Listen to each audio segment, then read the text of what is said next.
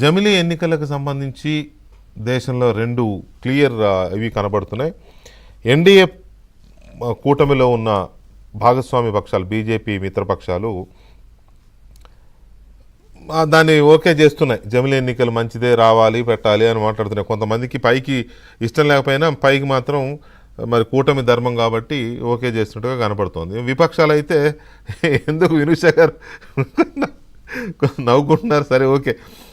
విపక్షాలు మాత్రం అవుటేట్గా రిజెక్ట్ చేస్తున్నా కూడా రాష్ట్రాల్లో ఉండే అధికార ప్రభుత్వాల మీద ఉన్న కోపంతో ఇప్పుడు మనం మాట్లాడుకున్న తెలంగాణ కావచ్చు, ఏపీ కావచ్చు, కోపంతో జమిలీ ఎన్నికలు రావాలనో లేకపోతే ఏదో సంథింగ్ విష్ఫుల్ థింకింగ్ సంథింగ్ ఏదో కనపడుతుంది.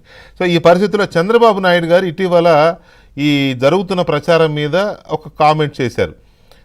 ఎవరో అడిగిన ప్రశ్నకి కామెంట్ చేశారు. అదొకసారి చూద్దాం, మనం చూసి చర్చలోకి వెళదాం.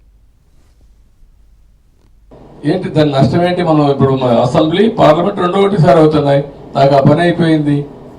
రేపు లోకల్ బాడీస్ కూడా ఇది అవతారం వచ్చేసి ఉంటే ఇంకా 5 ఏళ్ళు డెవలప్మెంట్ పైన శ్రద్ధ పెట్టేవాడిని.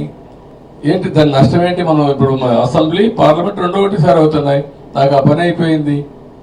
రేపు లోకల్ బాడీస్ కూడా ఇది అవతారం వచ్చేసి ఉంటే ఇంకా 5 ఏళ్ళు డెవలప్మెంట్ పైన శ్రద్ధ పెట్టేవాడిని.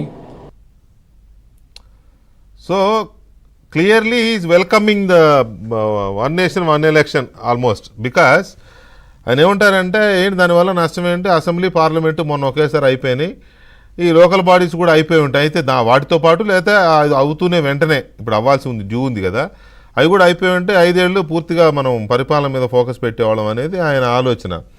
అదే చెప్తున్నాను నేను, ఎన్డీఏ భాగస్వామ్య పక్షాలన్నీ అలా మాట్లాడుతున్నాయి. రామకృష్ణ గారు, ఇప్పుడు ఆంధ్రప్రదేశ్ కంటే పార్లమెంట్ ఎలక్షన్స్తో పాటు అసెంబ్లీ ఎలక్షన్స్ కూడా ఉన్నాయి. ఒక్క నిమిషం సార్, శ్రీధర్ రెడ్డి గారు, పార్లమెంట్ ఎలక్షన్స్తో పాటు అసెంబ్లీ ఎలక్షన్స్ కూడా జరుగుతున్నాయి.